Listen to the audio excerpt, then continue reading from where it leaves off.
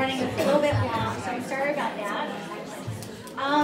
You know, Riley actually set up our last speaker really well in the sense that, you know, Riley writing that book was very much about gaining awareness, really looking at her life, and something else she said about her mom being a good girl who did what she was supposed to do. It's actually about my daughter book not that long ago. I think it's called The Curse of the Good Girl, right? You know, doing what you think other people want you to do. And we probably all have a little bit of that pleaser. But our next speaker is Margo Tirado. And Margo is a psychotherapist and a coach with over 40,000 hours, which is well past the tipping point. And it's about helping women amplify and cultivate their voices. She shared this insight in workshops with clients, retreats, and she also gave a TED Talk. So she gave the TED Talk and then the Ed Talk, the Everyday Deep Talk.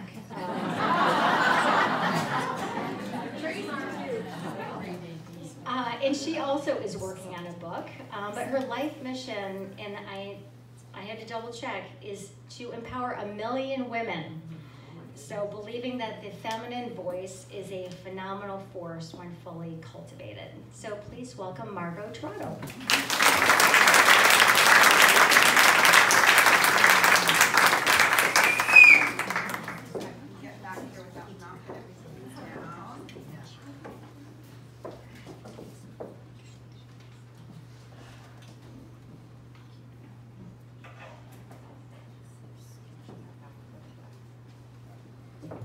Hey, really, thank you for having me here tonight.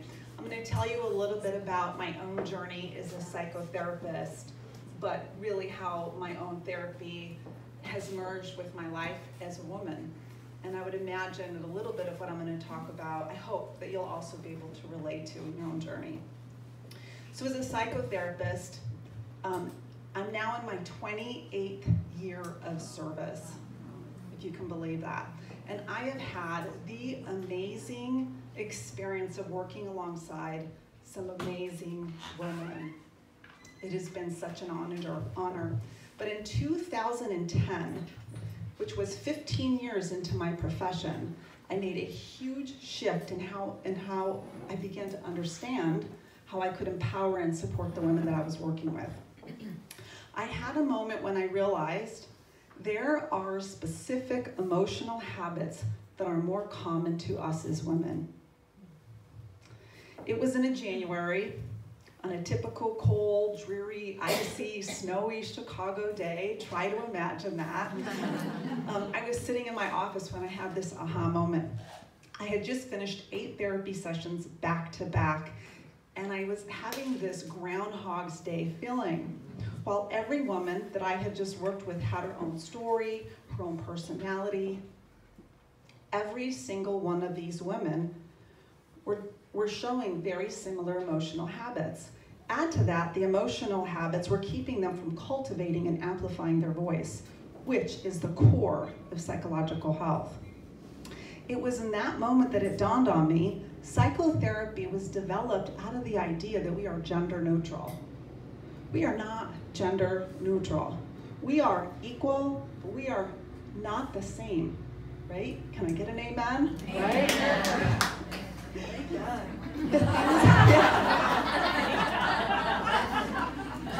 The things that get in our way as women, simply put, are different than the things that get in the way of men. So I asked myself, so why am I providing the same method of therapy to women that I'm providing to men? That was the shift. So I began to create these gender-specific insights and therapy methods and coaching tools that were unique to us as women based on our feminine experience. Since then, following many hours of research and documentation, here's what I have discovered. There are emotional habits that cause women to feel more helpless, unempowered, and unheard. But in contrast, there are emotional habits that cause women to feel more empowered and amplify their voice. In fact, there are 10 habits That's it. 10 habits that when practiced will help women feel more confident, resilient, empowered, and determined. Here's the deal. These emotional habits, they are deal breakers. If you're practicing them, you're well on your way to feeling empowered and making your mark. If you're not practicing them, you're more likely to feel more helpless, less confident, unheard, maybe silent.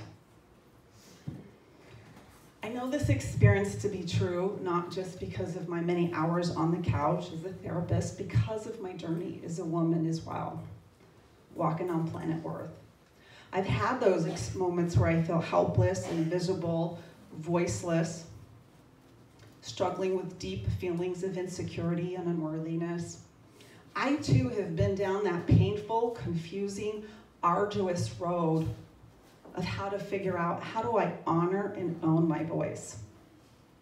Just to tell you a little bit about my background, I grew up in an environment where for the first 2 decades of my life, I felt unsafe.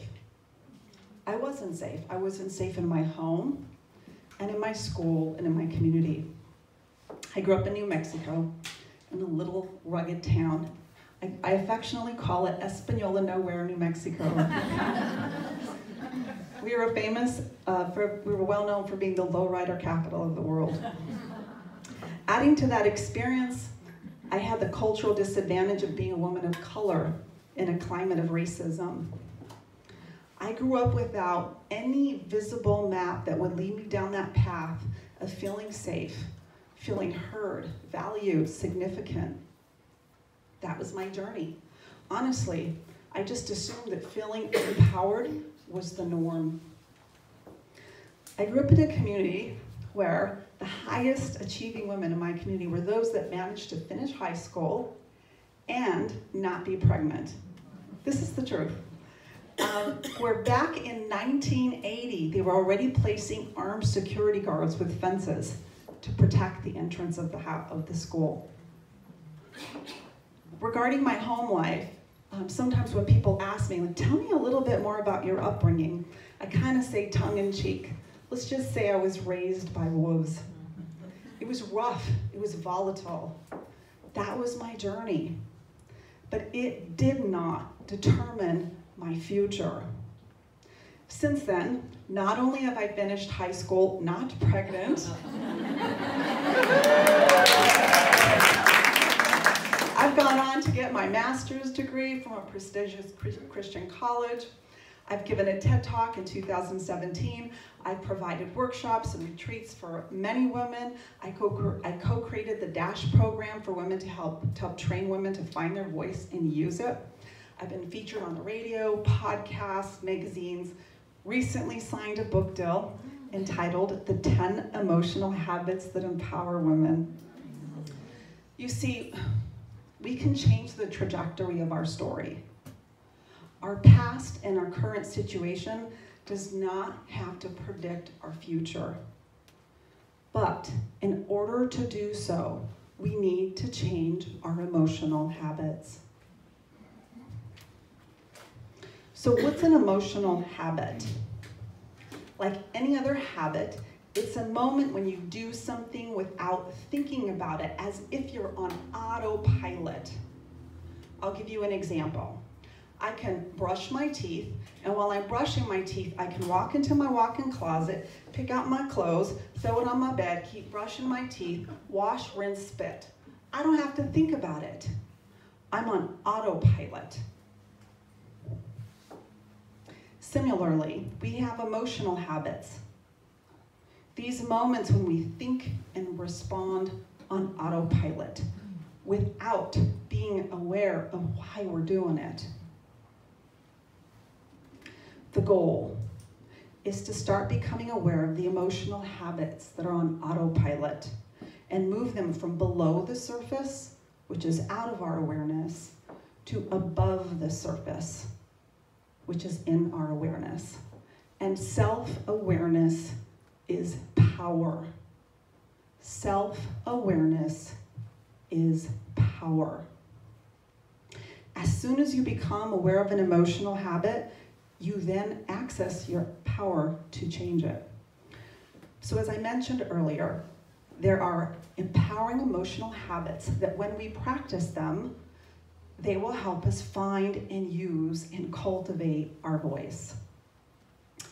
For today, I want to invite you to think about just one habit, and notice your ability to access it and change it. Begin to notice where you might be experiencing emotional domestication. Then, with that awareness, begin to take steps to create emotional shifts that will activate your wild-hearted self. I want to share a metaphor that I think really describes this phenomenon. Perhaps you know a dog owner who's put an invisible and electrical fence around the yard in order to train their dog not to go too far past the line, right? Okay. We know what happens to that poor little dog when she goes past the line, right? She goes past the invisible fence, she gets shocked with an electrical current. That poor little dog, she's just doing what comes naturally to her. She's roaming, she's following her instincts. She's naturally wild and she wants to wander, she wants to take risks.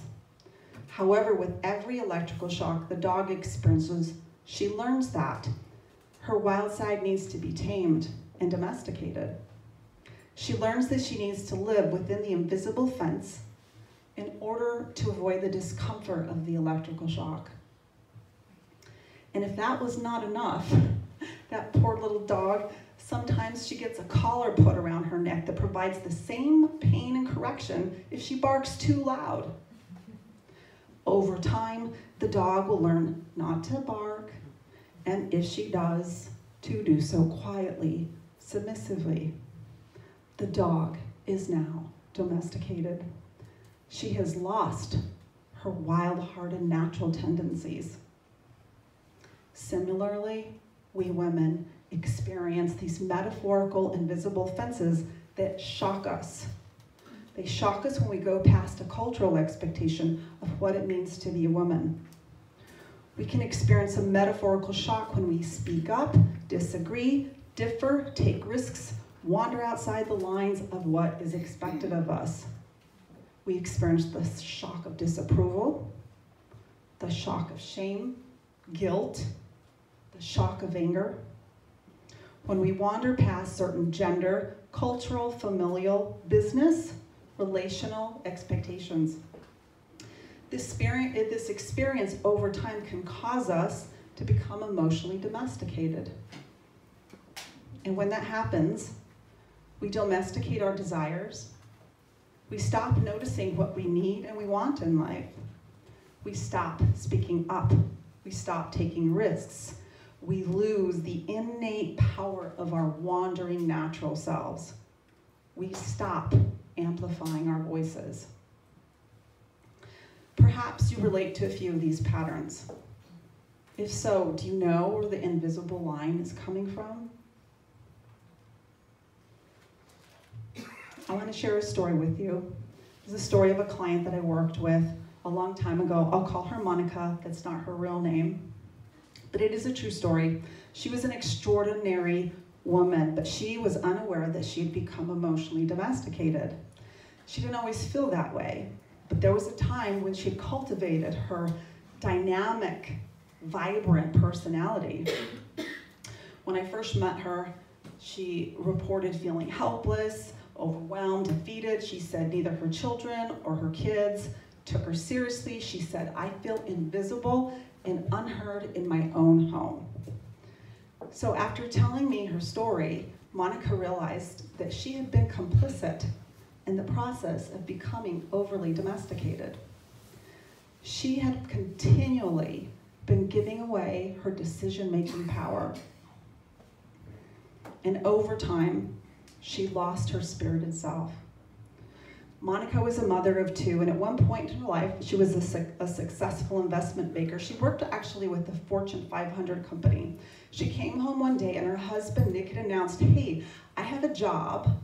I just got this opportunity to work with a major motion picture company in California.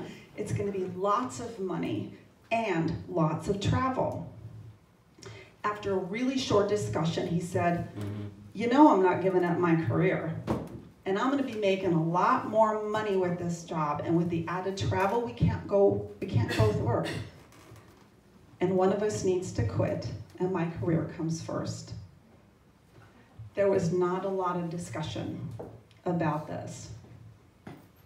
Monica preferred harmony over conflict, so she gave up all her decision-making power. 1 week later, she gave notice, became a stay-at-home mom.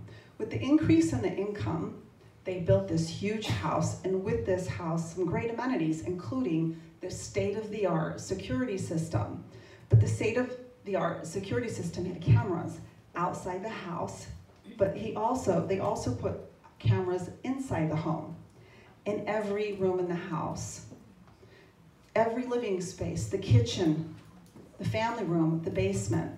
She didn't like this, but she didn't like conflict, so she let it go. Here's what's happened next. Nick began to watch the family remotely from the security camera. Then he'd call her and say things like, why are the girls in the basement using nail polish on my good furniture? You came home last night at 11 o'clock, where were you? Oh, that's an interesting outfit, Monica. When did I buy you that? Why'd you invite those neighbors over? I don't like them. His comments became increasingly critical and angry, and as he governed her from afar, she became increasingly anxious and self-conscious and full of self-doubt. He tracked the girls on the iPhones, and she frequently received these messages, where are you? He set up a shared family calendar so he could know where she was at and her kids. He tracked her spending habits, but worse than that, he had her close every single visa that was in her name only. Over and over, she slowly submitted to each of these demands and began to develop these emotional habits. She began to speak up less and less. She didn't like the shock of anger and the shock of disapproval, so she became more comfortable with her metaphorical fences. She stopped taking risks. She developed patterns of perfectionism. She stopped hunting for solutions. All symptoms of emotional domestication. Look, this is Monica's story. It is extreme, but perhaps you can relate to some part of her story. Take a few moments to think about and ponder through these questions. Do you tend to second guess the value of your perspective? Do you speak up less because you think you're not going to be heard? Do you avoid rocking the boat because you prefer harmony? Have you stopped hunting for solutions for an issue in your life, believing you can't change whichever's going on in your life? Most importantly, are you in the habit of giving away your decision-making power? Here's the good news, the big news, the reason why I'm here tonight. We each have the power to shift our circumstances when we shift our emotional habits. When we change our emotional habits, we can change our circumstances. The goal is to become aware of our emotional habits that are on autopilot and move them from below the surface, out of our awareness, to above the surface and in our awareness, because self-awareness is power. So, if you hear only one thing that I share tonight, I hope it is this. Becoming empowered is an inside job. It doesn't come from outside. The only way you can access it is from in here. Becoming empowered is an inside job. Every single woman here tonight has the power to change the things in her life that aren't working for her, big or small, to take down those metaphorical fences. I know this to be true. This has been my journey as a woman, as a therapist, as a woman who's moved from feeling small to being visible, from feeling silent to being heard, to feeling like, hey, what I have to say matters. This has also been the story of many of my clients. So as we wrap up, I want to share just a few things, if you would. Things that I think will help cultivate your wild-hearted, beautiful soul. These are very empowering emotional habits. Own your decision-making power. Don't give it away. Remember, becoming empowered is an inside job. It comes from within. There's no outside source that will produce or create that for you. Ask yourself, have you stopped moving because of an invisible wall? If so, use the power of self-awareness to make a change. Trust your instincts. They're always right. They'll lead you to where those walls exist. Be willing to create conflict for something that you value. There's nothing wrong with walking the boat. Sometimes conflict is a good thing. Remember that you have conflict, you're noticing something that you value. Honor what you value. Honor your perspective. Honor your voice. My hope for you is that you'll live life as if there are no invisible walls. Thank you for letting me share a little bit of my journey and my story. Thank you.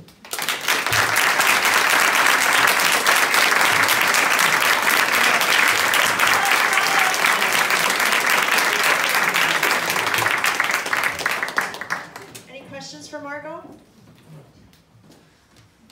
You mentioned a book. It's out there and... Yeah, so yes, I forgot to mention that. I signed with A&E Publishing in June of 2018. And so I'm halfway through that. I hope to launch it by fall of 2019. And so the book is really going to help women understand what are those 10 emotional habits that will empower you. And it'll be kind of like a open one chapter. I relate to this. I've already got the rest. I'm good to go. But this one I want to work on. And you can flip it open and read it and hopefully cultivate and amplify your voice. Oh, really interesting. I'm just wondering, have you done anything or thought about kind of taking what you have and adapting it slightly to the young women that are out there? I have 2 teenage daughters, and I think like this is a perfect time to, I mean, I try to do that with them, but this seems really great to encourage young women to be empowered.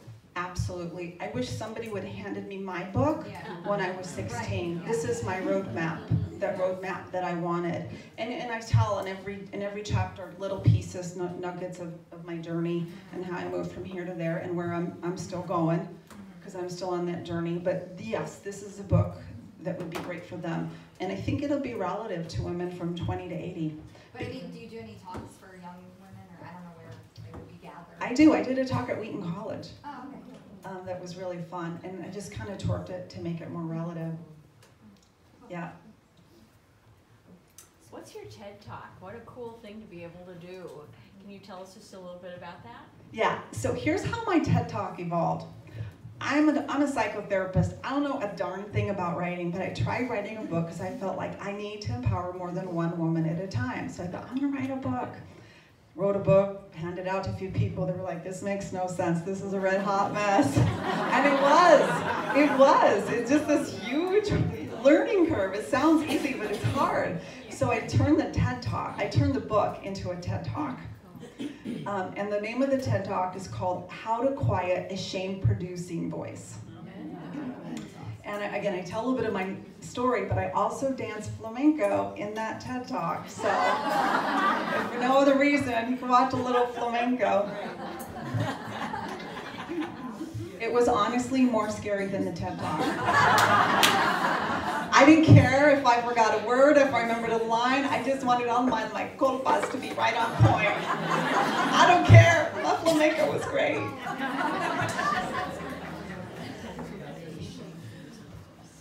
So there's that saying, I mean, when you said any questions, like my head is, I have so many thought bubbles, and I was hoping somebody would give me time by asking a question so I can actually speak directly at this point. You never let a good crisis go to waste. So what was the crisis that allowed you to be willing to create conflict for something you value? Because it sounds like you have a lot of experience doing that. And I'm kind of longing to kind of hear that turn. And I notice you have a butterfly ring.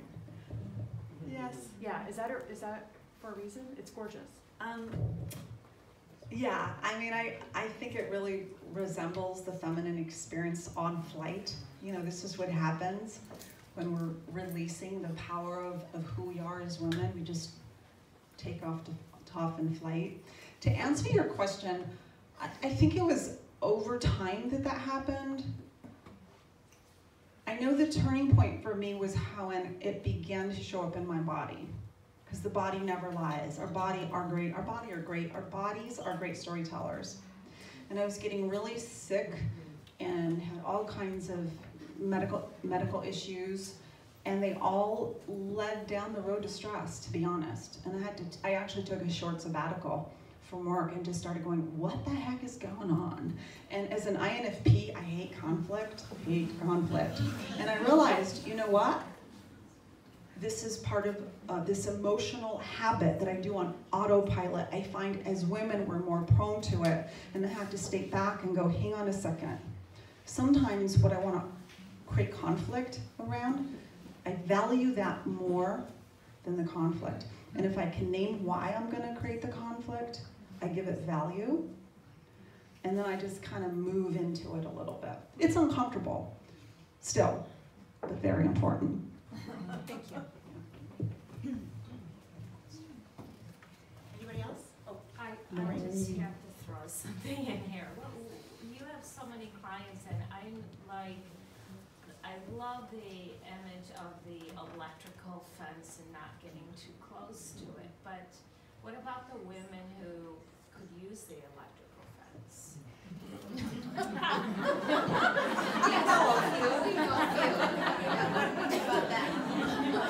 I don't believe there is any electrical fence that is good for a woman. That to me is black and white.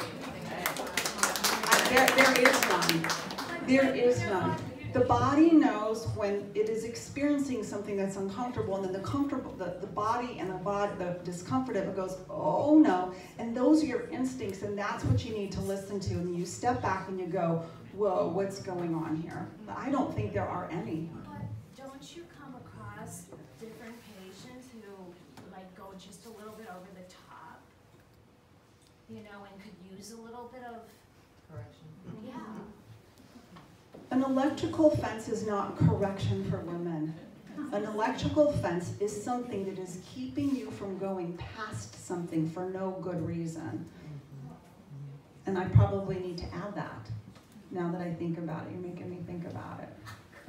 An electrical fence is, we have a natural tendency to wander and roam and take risks. It's a natural part of our feminine self. And over time, we don't see this so much in kids, and then and as they go into middle school, high school, college, they lose that. But when you look at who you are at about 9 to 11, that is usually the core of your personality. That's your best self. That's who you're wanting to get back to. Most authentic self.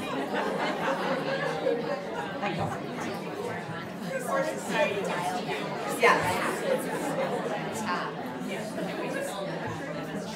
So in other words, back to what she's saying, then you need, if you're dealing with those people that might be over the top, then you need to find in yourself what's causing that conflict so that you can become more empowered to kind of dial that person. But I think what you might be talking about is boundaries, which is different. Sometimes people have boundaries and they just get so close to you, you can't stand it, and you go, what the heck, man? That's a boundary, and we have to set healthy boundaries. I'm talking about something that's a little bit different, I know, and that's an invisible fence, which is there is something that is keeping me from moving towards something. Like maybe a nasty behavior or a strong, there are those people. A lot of invisible fences are built into expectations of other people. the other people build of you. And then as women, we have this radar that goes do, do, do, do, do. And then we're constantly picking up on what other people are thinking, what other people want from us. We just have this natural propensity to do that. And we pick that up and then we hold ourselves back with that insight. Awareness. Cool.